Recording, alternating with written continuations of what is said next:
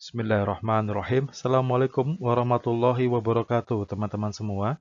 Alhamdulillah, dalam kesempatan yang sangat baik ini, dalam program Skoda atau Sekolah Daring, saya akan menyampaikan secara singkat mengenai sebuah materi yang disebut dengan rekayasa sistem informasi.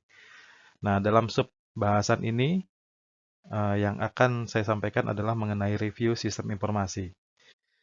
Baik, jadi kalau kita bicara masalah rekayasa, rekayasa ini apa sih begitu ya? Jadi rekayasa ini merupakan, kalau secara definisi ya, dari KBBI ini adalah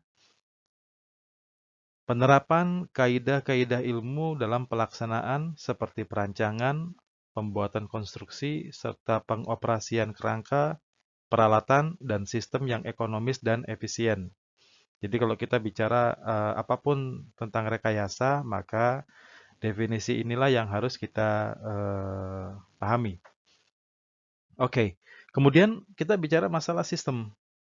Nah, bicara masalah sistem ini, sistem itu apa sih? Kita harus tahu definisinya dulu ya. Karena kebanyakan dari kita mungkin sering mendengar, kebanyakan dari kita juga sering mengucapkannya, tetapi mungkin definisinya terlupa. Oke, sistem itu menurut definisi dari Marakas dan Bryan, a system is a set of interrelated components with a clearly defined boundary working together to achieve a common set of objectives.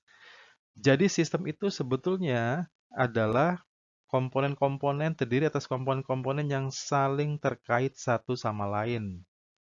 Kemudian harus ada kejelasan batasannya. Batasan dari apa? Tugas dan tanggung jawabnya, gitu ya.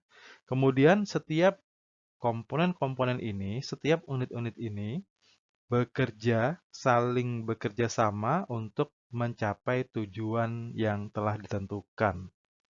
Nah, jadi sebelum teman-teman memulai bagaimana membuat sebuah sistem informasi, bagaimana merancang sebuah sistem informasi, maka pahami dulu sistem itu apa.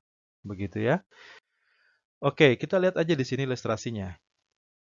Jadi kalau kita lihat, ini adalah sebuah sepeda motor, ya betul ini adalah sebuah produk sepeda motor. Tetapi bagaimana kita melihat ini sebagai sebuah sistem? Maka kita perhatikan apakah di dalam sebuah sepeda motor itu terdapat banyak komponen. Perhatikan saja ya. Oke, dari ini yang secara simpel saja ada bagian untuk percepatan, kemudian ada bagian untuk lampu, kemudian ada bagian untuk rem, kemudian ada komponen mesin, dan seterusnya. Dan semuanya ini dikombinasikan menjadi satu, kemudian membentuk sebuah sistem kendaraan bermotor. Kalau kita perhatikan, fungsinya tidak semuanya sama. Contoh, antara fungsi rem dengan fungsi gas atau percepatan itu bertolak belakang. Tetapi kita semua meyakini bahwasannya dimanapun ada kendaraan, di situ ada penambahan percepatan, tapi juga pasti akan dibutuhkan sebuah mekanisme untuk mengurangi kecepatan itu sendiri. Nah, saya rasa untuk bagian ini teman-teman semua sudah bisa memahami dengan baik ya. Oke, kemudian apa sih data dan informasi? Nah, ini saya sering menyampaikan ya. Mungkin teman-teman juga sudah terbiasa mendengar istilah data gitu ya, informasi, data, informasi gitu ya. Walaupun ada sedikit biasanya kesalahpahaman mengucapkan data itu berlebihan gitu ya. Mentang-mentang datanya banyak, teman-teman bilang, jadi data-datanya apa gitu ya. Jadi inilah data-data yang kita butuhkan. So it is very very incorrect. Jadi kalau kita menyebutkan data itu hanya satu kali saja sudah cukup karena itu sudah dalam bentuk jamak. Oke, data merupakan kumpulan dari fakta-fakta yang bisa kita temukan di mana saja. Bisa berupa bentuknya ya, bisa berupa teks, angka, gambar, audio, video, dan lain sebagainya. Jadi itu adalah data. Dan umumnya biasanya itu kalau kita sebut data, itu belum kita olah lebih lanjut gitu ya. Mungkin sudah diolah lebih lanjut oleh orang lain, tapi oleh kita belum. Nah, kemudian ada yang disebut dengan istilah informasi. Nah, informasi adalah data yang sudah diolah. gitu ya. Kemudian disusun, diorganisir, kemudian diberikan makna sehingga dia dapat digunakan oleh kita.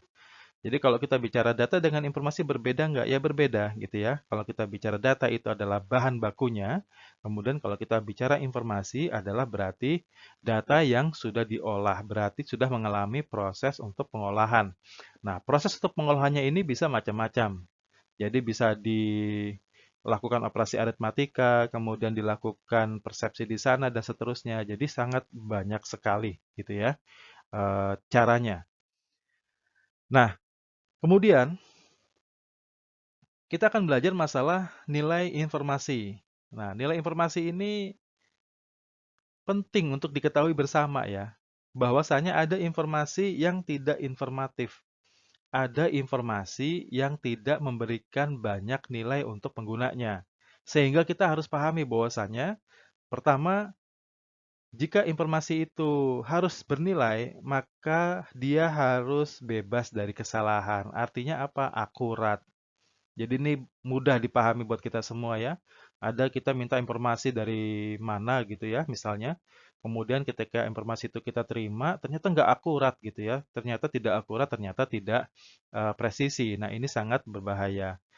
Kemudian yang kedua, informasi itu bisa diverifikasi kebenarannya. Jadi sumbernya jelas. Informasinya jelas dari mana, informasinya menjelaskan apa gitu ya. Kemudian memiliki masa guna yang sesuai dengan fungsinya atau kegunaannya. Jadi relevan di sini bicaranya ya. Jadi jangan lagi informasi untuk tahun atau untuk hari kemarin disampaikan untuk hari ini sementara itu tidak dibutuhkan. Nah, kemudian ada informasi yang harus dikelola dengan sesuai dengan kebutuhan penggunanya untuk pengambilan keputusan. Jadi besok kalau misalnya ada dapat kabar bahwa cuaca akan sedikit gerimis, ya mungkin kita nggak bawa payung, begitu ya. Tapi kemudian kalau informasinya adalah hujan petir dengan disertai angin kencang, ya itu mungkin tidak hanya bawa payung ya, tetapi bawa jas hujan, bawa sepatu boot dan sejenisnya. Kemudian data itu harus tersedia saat diperlukan. Nah ini penting ya. Informasinya relevan, akurat, tetapi saat diperlukan, maaf, tidak bisa hari ini. Jadi nggak ada gunanya, gitu ya. Oke, kemudian waktu dan biaya untuk mendapatkan informasi bisa menghasilkan nilai yang lebih efektif untuk bisnis. Jadi cost efektif ya. Jadi ini sangat penting kalau dalam dunia bisnis. Ya tidak hanya dalam dunia bisnis ya. Dalam aspek apapun yang namanya informasi ini harusnya bisa meningkatkan nilai untuk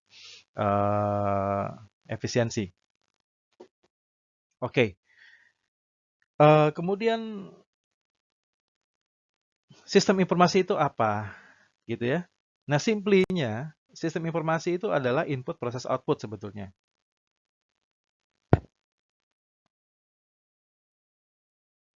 Baik, jadi sistem informasi itu sebetulnya secara sederhana adalah